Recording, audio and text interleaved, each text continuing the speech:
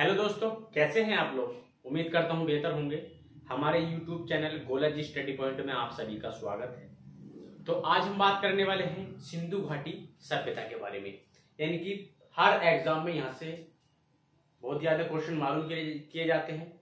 तो वीडियो आपके लिए बहुत ज्यादा महत्वपूर्ण होने वाला है। वीडियो को बिना स्किप किए एंड तक जरूर देखें। तो आइए चलते हैं सिंधु घाटी सभ्यता की ओर।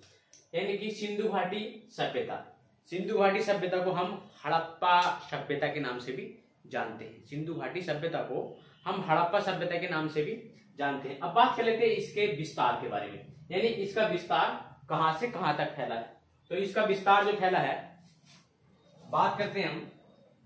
ये मैप आ गया,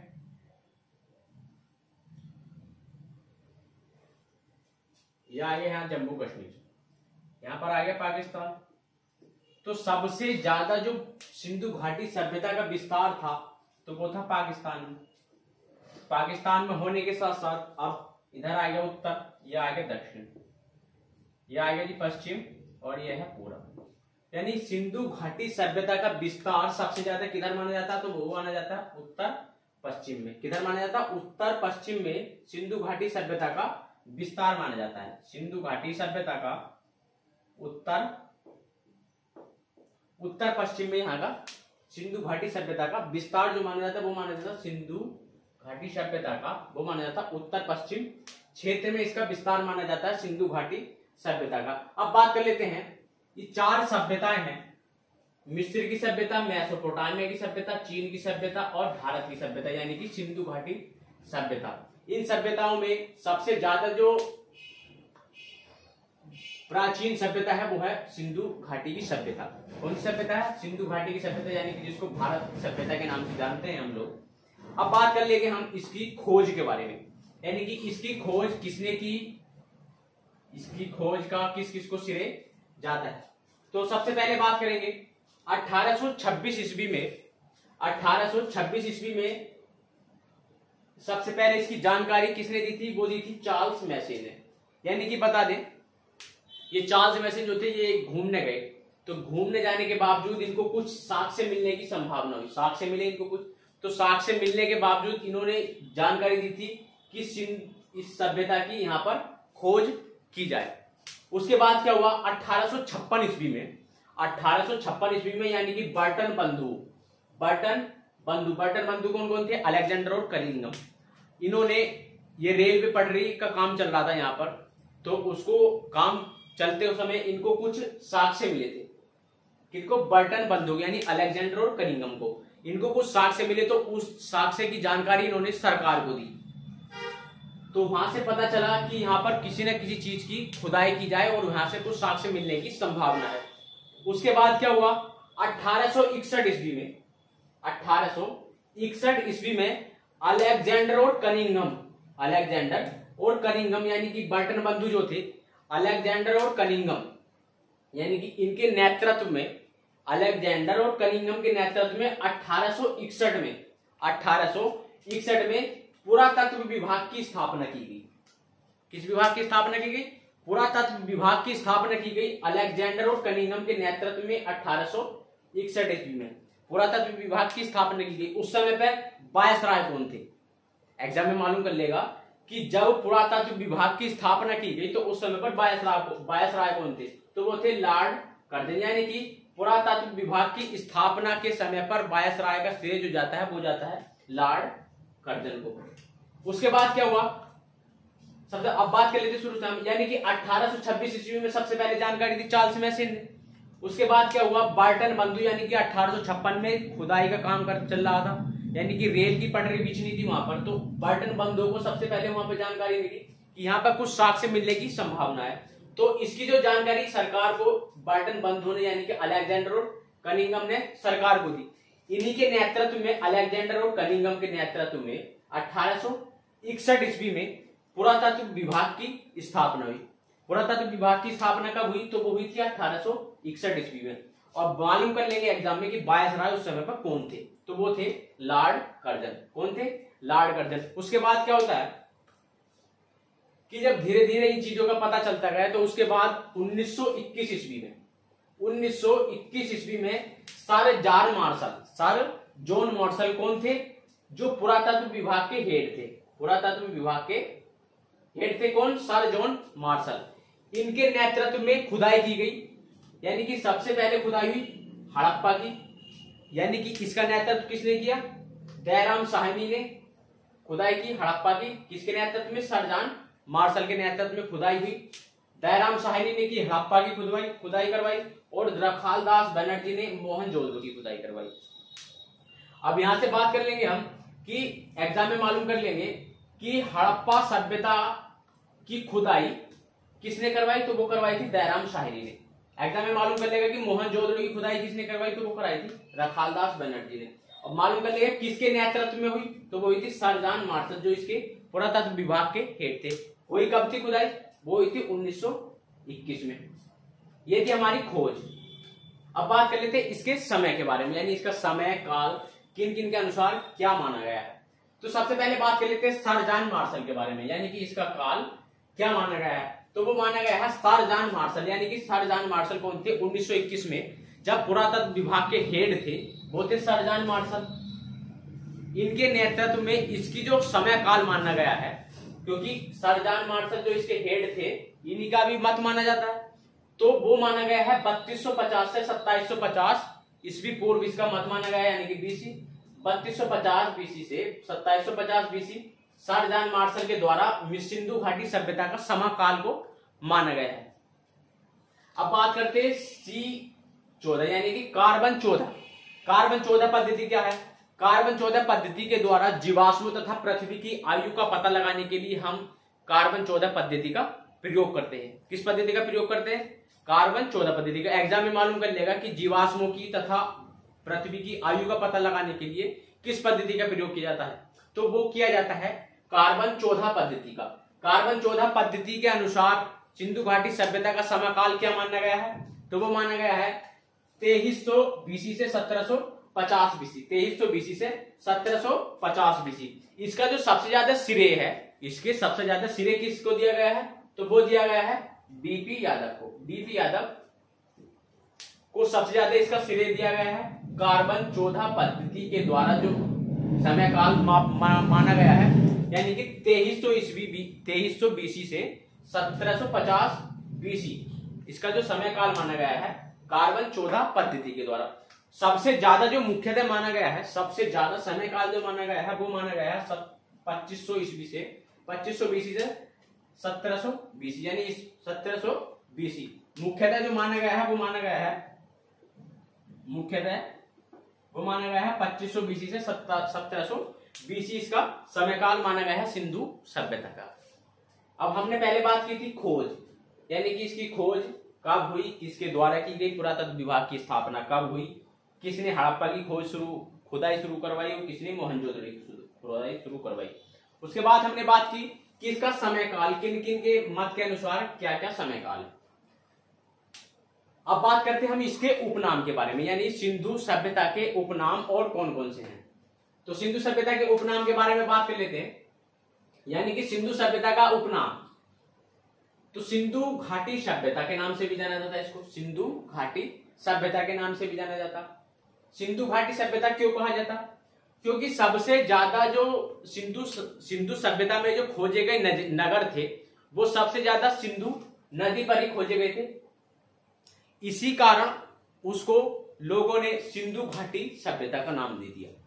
सिंधु घाटी सभ्यता का नाम दे दिया क्योंकि सिंधु घाटी नदी के तट पर सबसे ज्यादा नगर खोजे गए थे, इसी कारण इसको सिंधु घाटी सभ्यता का नाम दिया था। कुछ लोगों का मत है कि ये सिंधु एवं सरस्वती नदी के किनारे बसे जो नगर थे उनकी खोज हुई थी।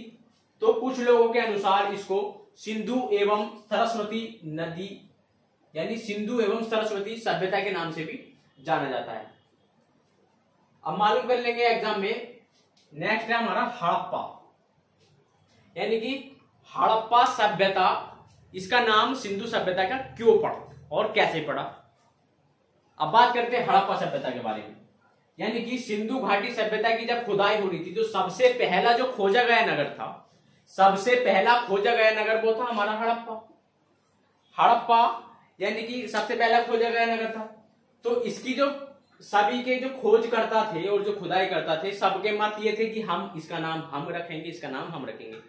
तो इनकी एक बैठक हुई, उस बैठक में इनको निर्णय लिया गया कि सबसे पहले जिस नगर की खुदाई होगी या जो नगर सबसे पहले खोजा जाएगा, उसी के अनुसार यानी कि उसी के नाम पर इसका नाम रखा जाएगा। तो सबसे पहला जो खोजा गया नगर था वो था हमारा हड़प्पा। इसी के नाम पर इसका नाम रखा गया हड़प्पा की सभ्यता। क्लियर? यानी कि सिंधु नदी के तट पर जो मिलने वाले नगर थे, यानी कि जिनकी खुदाई हुई, जो मिले नगर, वो कहां मिले थे? सिंधु नदी पर। इसी के नाम पर पड़ा इनका नाम सिंधु घाटी की सभ्यता। कुछ लोगों का मत है कि ये सिंधु घाटी सभ्यता सरस्वती और सिंधु दोनों नदी के तट पर मिले यहाँ से नगर थे। तो कुछ लोगों का मत है कि ये सभ्यता सिंधु एवं सरस्वती के नाम से जानी जाती थी। और हड़प्पा सभ्यता क्यों पड़ा? क्योंकि सबसे पहले खोजा गया नगर था हड़प्पा, इसी के नाम पर इसका नाम पड़ा हड़प्पा की सभ्यता। अब बात कर लेते हैं इसके निर्माता या इनका श्रेय किसको जाता है, यानी कि सिंधु घाटी सभ्यता का। तो कुछ लोगों का मत था सिंधु घाटी सभ्यता के बारे में, यानी कुछ लोगों का मत था कि यहाँ के जो निर्माता थे या जो इसका श्रेय जाता सबसे ज्यादा वो जाता, कुछ लोगों का मत था कि इसके निर्माता विदेशी थे, यानी विदेशी मत को ज्यादा मान्यता दी जाती है कुछ लोगों के द्वारा। यानी कि कुछ लोग कहते थे कि यहाँ पर जो सिंधु घाटी सभ्यता की खुदाई करी या इसका जो शुरुआत की, इसके जो नगर की खोज की, तो वो विदेशी आए थे यहाँ पर खोज करने के लिए, जिनमें से सबसे ज्यादा मत जो दिए जाते हैं, कुछ जिनका मानना है वो है sir John Marshall. Sir John Marshall कौन थे? जो 1921 में पुरातत्व विभाग के हेड थे, सर जॉन मार्शल और डीडी कोशाम्बी, ये खोज करता थे सिंधु घाटी सभ्यता के। इनके अनुसार यहाँ के जो मत है वो माना जाता है कि यहाँ के जो विदेशी थे सिंधु घाटी सभ्यता के निर्माता। अब बात कर लेते हैं स्थानीय मत के बारे में। स्थानीय मत यानी कि भारतीय मत, यानी कि यहीं के भारत के कुछ लोगों का कहना है कि यहाँ के जो निर्माता थे वो थे स्थानीय मतलब भारत के ही थे। इसमें सबसे ज्यादा जो वरीयता दी गई है वो दी गई है द्रविड़ जाति के लोगों को। यानी कि इनका मानना है कि सिंधु घाटी सभ्यता के निर्माता द्रविड़ जाति के लोग थे, क्योंकि रखालदास बनर्जी जो थे, रखालदास बनर्जी जिन्होंने मोहनजोदड़ो की खुदाई करवाई थी, रखालदास बनर्जी, तो वो किस जाति के थे? वो थे द्रविड़ जाति के। और स्थानीय मत में ही कुछ लोगों का मत है कि वे भूमध्य सागर से आए हुए लोग थे जिन्होंने सिंधु घाटी सभ्यता की खोज की या शुरुआत की या इसके निर्माता थे। कुछ लोगों का मत है कि वे आर्य थे, कुछ लोगों का मत है कि वे आर्य थे, लेकिन सबसे ज्यादा जो वरीयता दी जाती है वो दी जाती है स्थानीय मत को। स्थानीय मत में मतलब यानी कि यहाँ के जो निर्माता माने जाते हैं सबसे ज्यादा वो माने जाते हैं द्रविड़ जाति के लोग। किसके अनुसार वो माने जाते हैं? रखालदास बनर्जी के अनुसार, या भूमध्य सागरीय भी कह सकते हैं। अब बात करते हैं इनमें मुख्यता क्या क्या है, इसकी सिंधु घाटी सभ्यता की मुख्यता यानी कि इसमें विशेषता क्या है इसकी। तो सबसे पहले बात करेंगे, सबसे पहले नगरीय सभ्यता का प्रचार या प्रसार जो हमें देखने को मिलता है या हमें पता चलता है, तो वो पता चलता है हमें सिंधु घाटी सभ्यता से। कहां से पता चलता? सिंधु घाटी सभ्यता से हमें पता चलता है कि यहाँ की जो व्यवस्था थी वो नगरीय सभ्यता थी, यानी नगरीय व्यवस्था थी यहाँ पर। अब बात कर लेते हैं नेक्स्ट, यानी कि यहाँ की जो वो थी कांस्य युगीन सभ्यता। कांस्य युगीन सभ्यता, कांस्य युगीन सभ्यता कैसे पड़ा? क्योंकि सबसे पहले जो खोजी गई धातु थी वो थी हमारी तांबा। सबसे पहले खोजी गई हमारी धातु थी तांबा। तांबा के साथ टिन मिलाने के बाद, तांबा के साथ टिन मिलाया, टिन मिलाने के बाद क्या बना? टिन मिलाने के बाद बना कांसा। तो सबसे ज्यादा कांसे का जो प्रयोग किया गया वो किया गया सिंधु घाटी सभ्यता में। इसी के नाम पर इस सभ्यता का नाम पड़ गया कांस्य युगीन सभ्यता। कैसे पड़ा कांस्य युगीन सभ्यता? कि सबसे पहले खोजी गई धातु कौन सी थी? तांबा। तांबे के साथ हमने मिलाया टिन, टिन मिलाने के बाद क्या बना? कांसा। यानी कि कांसे का सबसे ज्यादा उपयोग कहां मिलता है? सिंधु घाटी सभ्यता में। अब सिंधु घाटी सभ्यता को कांसे का प्रयोग होने के साथ साथ इसका नाम पड़ गया कांस्य युगीन सभ्यता। कैसा नाम पड़ गया? कांस्य युगीन सभ्यता। क्लियर हुआ? अब बात कर लेते आद्य ऐतिहासिक सभ्यता। इसके जो सभ्यता मानी जाती है वो मानी जाती है आद्य ऐतिहासिक सभ्यता। आद्य ऐतिहासिक सभ्यता में मतलब यानी कि कुछ साक्ष्य तो मिले हैं मगर उनको पढ़ा नहीं गया। आद्य ऐतिहासिक सभ्यता में अब इस सभ्यता की 3 कैटेगरी होती है, वो कौन कौन सी होती है? यानी कि एक प्राक ऐतिहासिक सभ्यता, प्राक ऐतिहासिक, और जी आद्य ऐतिहासिक,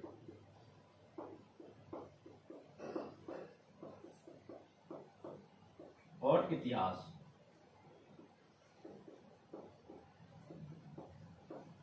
प्राक ऐतिहासिक में क्या पता चलता है हमें? प्राक ऐतिहासिक यानी कि प्राक ऐतिहासिक में ना तो हमें कोई साक्ष्य मिला, जब साक्ष्य मिला ही नहीं तो वो पढ़ा कहां से जाएगा? क्लियर है? जब हमें कोई साक्ष्य मिला ही नहीं तो वो पढ़ा भी नहीं जाएगा, यानी कि ना ही तो कोई साक्ष्य मिला और ना ही पढ़ा गया। प्राक ऐतिहासिक जिससे पता चलता है हमारा पाषाण काल का, जैसे पाषाण काल। अब बात कर लेते हैं आद्य ऐतिहासिक, यानी कि कुछ साक्ष्य तो मिले हैं, कुछ साक्ष्य तो मिले, साक्ष्य तो मिले हैं लेकिन उनको पढ़ा नहीं गया।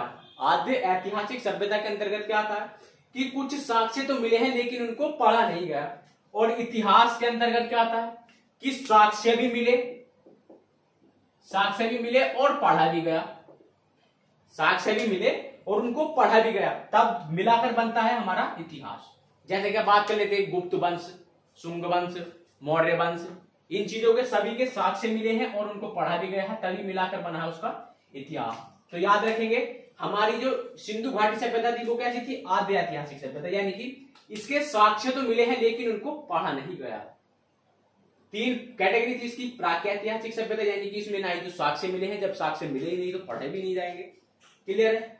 नंबर 2 पर है आद्य ऐतिहासिक सभ्यता, यानी कि साक्ष्य तो मिले हैं यानी कि उनको पढ़ा नहीं गया, साक्ष्य मिले हैं लेकिन उनको पढ़ा नहीं गया। अब इतिहास के अंतर्गत साक्ष्य भी मिले और उनको पढ़ा भी गए, तब मिलाकर बनता है हमारा इतिहास। क्लियर है? अब नेक्स्ट है हमारा, यानी यहां की जो नगर विन्यास पद्धति थी वो थी ग्रिड सिस्टम था यहाँ की, और यहाँ की जो लिपि थी वो थी भाव चित्रात्मक, यानी कि जब साक्ष्य मिले ही नहीं, यानी कि उनको चित्र से ही अनुमान लगाया गया था। भाव चित्रात्मक यानी कि चित्र को देखकर ही भाव प्रकट करना, उसको कहा गया है भाव चित्रात्मक शैली। लिपि थी यहाँ की, और इस लिपि को लिखा किस तरीके से जाता था? वो लिखा जाता था दाएं से बाएं। कैसे लिखा जाता था? दाएं से बाएं इस लिपि को लिखा जाता था। और एग्जाम में मालूम कर लेगा कि सिंधु घाटी सभ्यता की लिपि कौन सी थी, तो वो थी भाव चित्रात्मक। इसको सबसे पहले पढ़ने का प्रयास किसने किया था? तो वो किया था L.A. बेंडल ने। किसने किया था? L.A. बेंडल ने इसको सबसे पहले पढ़ने का प्रयास किया था, सिंधु घाटी सभ्यता की लिपि यानी भाव चित्रात्मक को। कहां से कहां तक, किधर से किधर को लिखी जाती है? वो लिखी जाती है दाएं से बाएं को, दाएं से बाएं को लिखी जाती है भाव चित्रात्मक लिपि। तो ये थी हमारी मुख्यतः। अब बात कर लेते हैं इसमें कुछ अन्य जानकारी के बारे में, यानी कि वास्तुकला का सबसे पहले आरंभ हमें कहां पर देखने को मिलता? तो वो मिलता हमें सिंधु घाटी सभ्यता में। कहां पर मिलता? सिंधु घाटी सभ्यता में मिलता। वास्तुकला को आरंभ हमें सबसे पहले देखने को मिलता है सिंधु घाटी सभ्यता में। अब बात कर लेते हैं नेक्स्ट की, यानी कि सिंधु घाटी सभ्यता के जो दरवाजे थे वो सड़कों की ओर थे। सिंधु घाटी सभ्यता के दरवाजे जो थे वो थे सड़कों की ओर। नेक्स्ट बात करते हैं, सबसे पहले सिंधु घाटी सभ्यता में हमें कपास की खेती की जानकारी मिलती है। किस खेती की जानकारी मिलती? कपास की खेती की।